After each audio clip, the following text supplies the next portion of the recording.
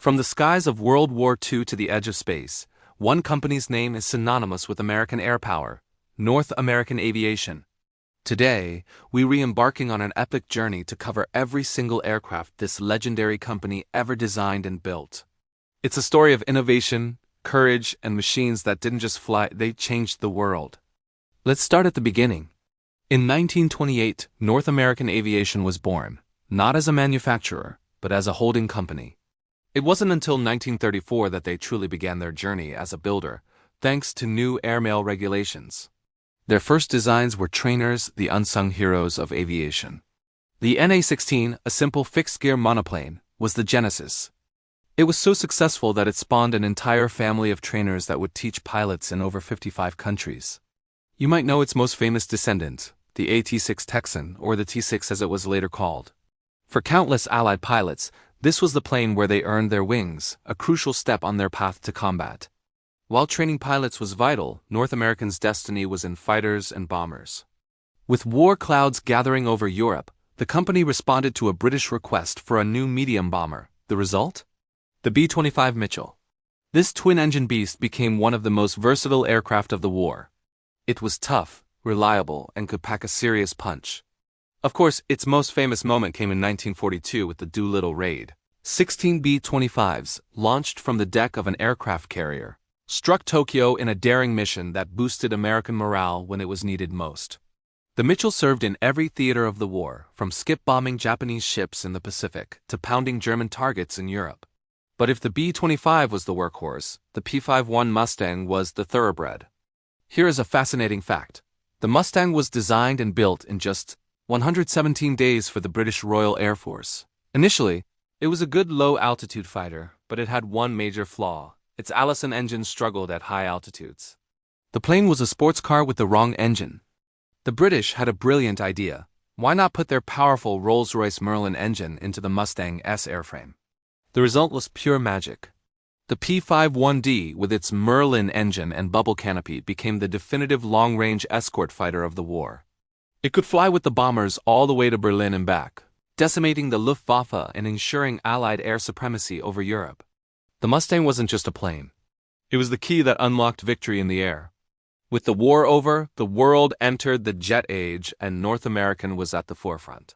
They took the lessons learned from German swept-wing designs and created a masterpiece. The F-86 Sabre, the Cold War-demanded aircraft that could fly higher and faster than ever before. North American answered this call with a series of groundbreaking designs. First came the F-100 Super Sabre, the world's first fighter capable of sustained supersonic speed and level flight.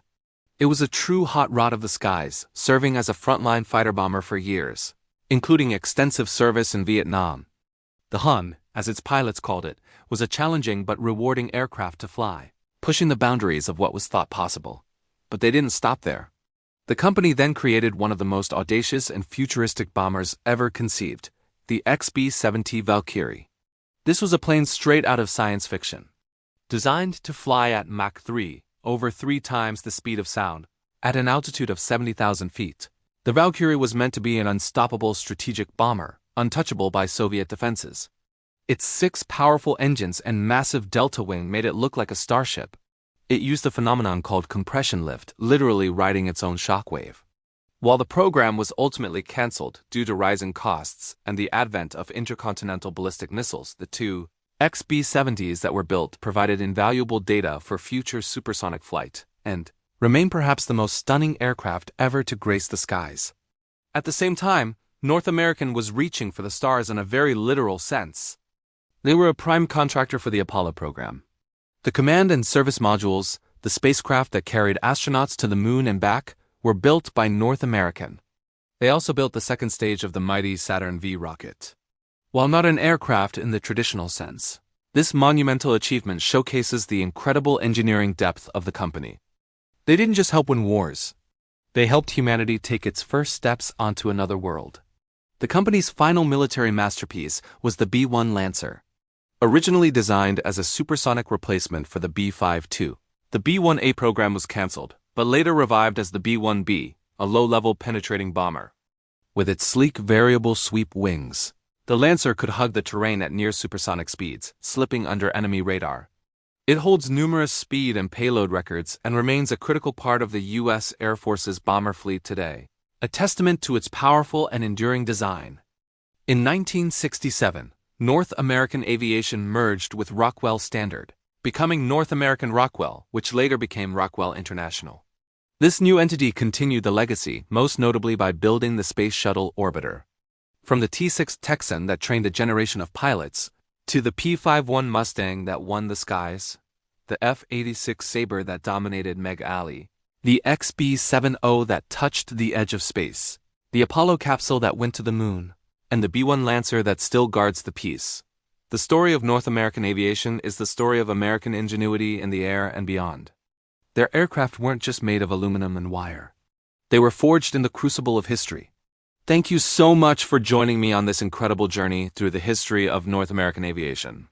If you enjoyed this deep dive, make sure to hit that like button, subscribe, and ring the bell so you don't miss our next exploration into aviation history.